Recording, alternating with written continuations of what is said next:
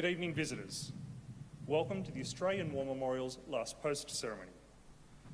My name is Jared Pratt, and joining us today from the Royal Australian Navy is Seaman Alama Thompson. We welcome the veterans who have served, those that are still serving, and the families that love and support them. We acknowledge the members of RSL and Services Clubs Association, RSL Victoria and RSL Queensland, who are watching the broadcast of this ceremony from across Australia. During this evening's ceremony, wreaths will be laid at the base of the Pool of Reflection by visitors and students on behalf of the following schools. From Victoria, Wesley College Secondary Department, Elstonwick. And from Western Australia, Ashdale Secondary College, Darch. If able, please stand and join in singing the National Anthem.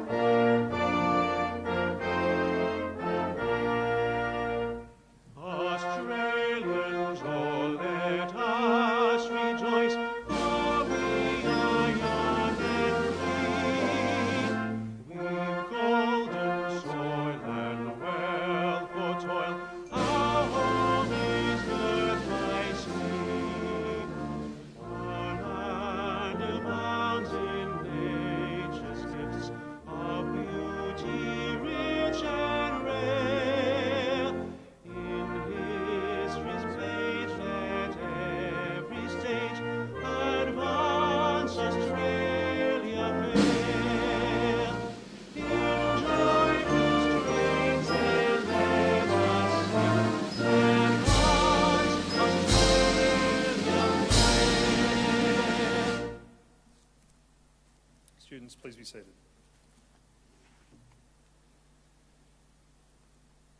The Australian War Memorial was the vision of Charles Bean, Australia's First World War official historian. Bean landed with the Australian troops on Gallipoli and stayed with them at the front through until the end of the war. The idea of this national memorial and museum came to him at Pozières, France, in the depths of the bloody fighting of 1916. Bean's idea was that this would be a place where families and friends could mourn loved ones buried in faraway places. It would also be a place that could help all Australians understand what these men and women had endured and what they had done for us. Bean's vision, to which we remain true, is best expressed as inscribed in the entrance to the memorial's galleries. Here is their spirit, in the heart of the land they loved, and here we guard the record which they themselves made. Tonight, we will read the story behind just one of those on the Roll of Honour, which lists the names of more than 102,000 men and women who have given their lives for us in war and on operations for more than a century. But first, we present a lament, Flowers of the Forest. Wreaths or floral tributes will now be laid at the base of the Pool of Reflection.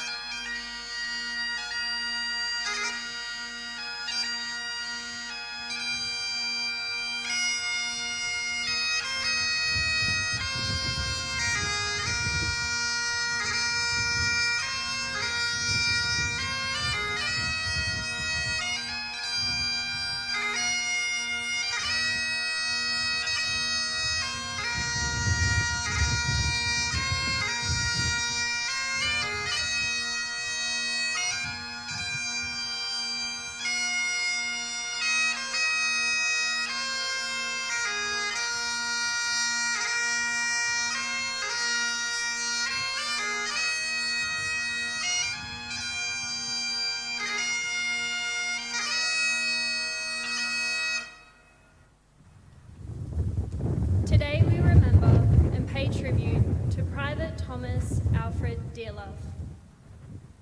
Thomas Dearlove, commonly known as Tom, was born on the 2nd of September 1880 on Cachola Station near Burra in South Australia.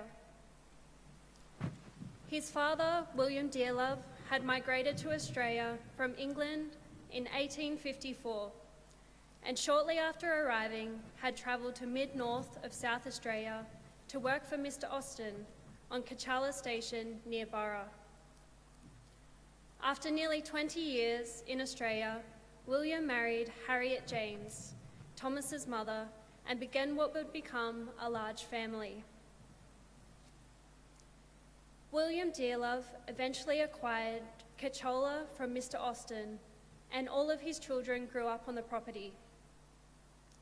Thomas was privately educated and, like his brothers, went on to work on the property as a grazier. His father instilled strong Christian values in his family and gave generously to the poor in the local Burra community. The Dearlove brothers, together with the Collins brothers, formed the entirety of the Cachola Cricket 11 and even competed successfully in the district for some years. Thomas was known as the stonewaller of the team. He also played cricket for the Tarawi Cricket Club and was a member of the town's rifle club.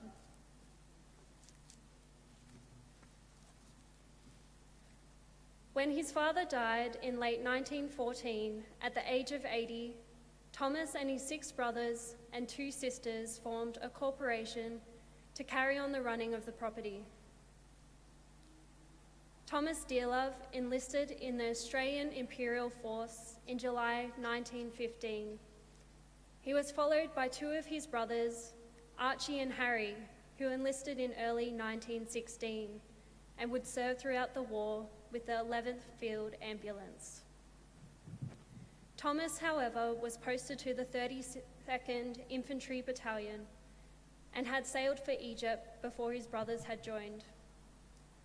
He fell ill in Egypt and spent some time in hospital with an infected leg before being sent to France in late June 1916.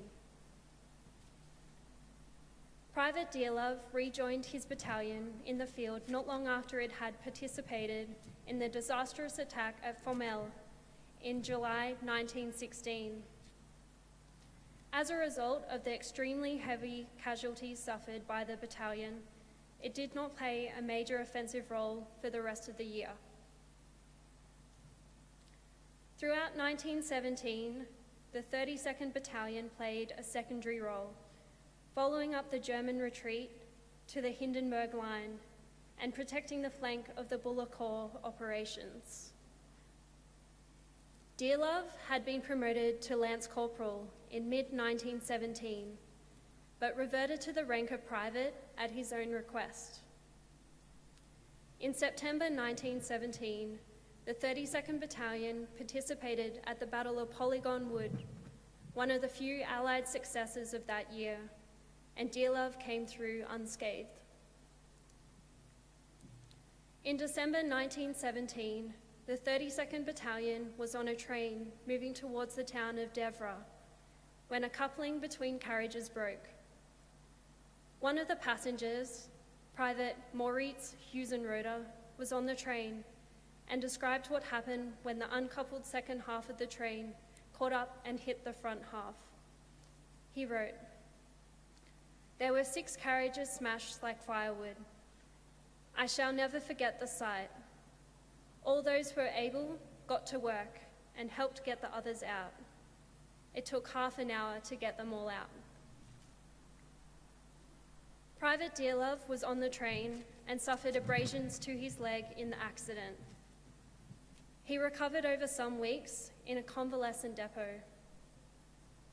On the 27th of April 1918, Private Dearlove had returned to his battalion and was carrying out his duties as a member of a working party in a forward area in France.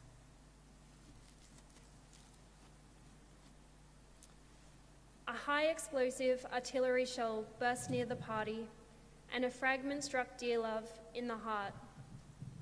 He was killed instantly, reportedly without any apparent pain. Private Thomas Dearlove was buried in a nearby cemetery at Versursum, but after the war, his remains were reinterred into the Villas Brentona military cemetery, where he lies today under the words, "Greater love hath no man than to lay down his life for his friends."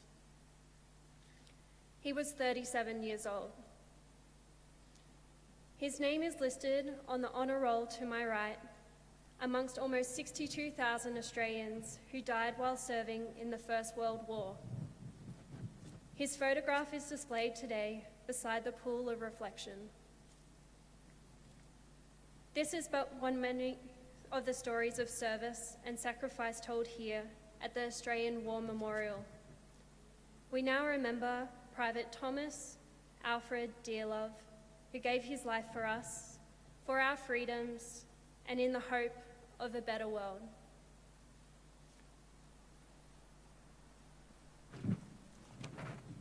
Please stand for the reading of the Ode and the sounding of the last post.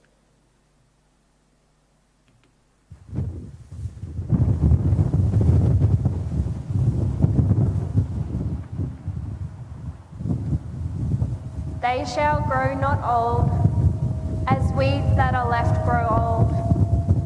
Age shall not weary them, nor the years condemn.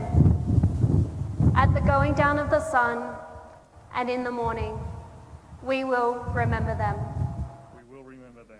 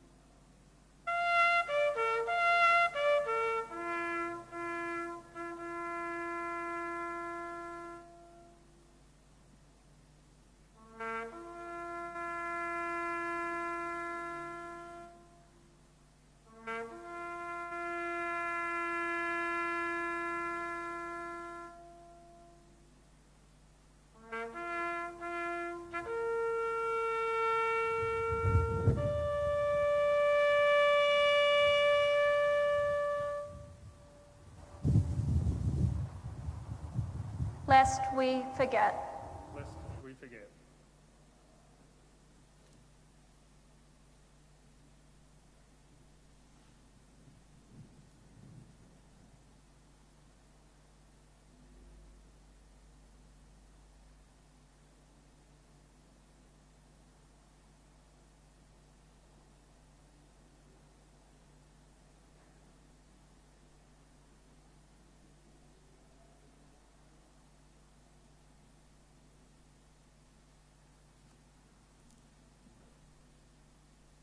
We leave you this evening with the words of the memorial's founder, Charles Bean. Many a man lying out there at Pozières, or in the low scrub at Gallipoli, with his poor tired senses barely working through the fever of his brain, has thought in his last moments, well, it's over. But in Australia, they will be proud of this. Ladies and gentlemen and students, that concludes the last post ceremony. We thank you all for visiting the Australian War Memorial and wish you all a very good evening. Thank you.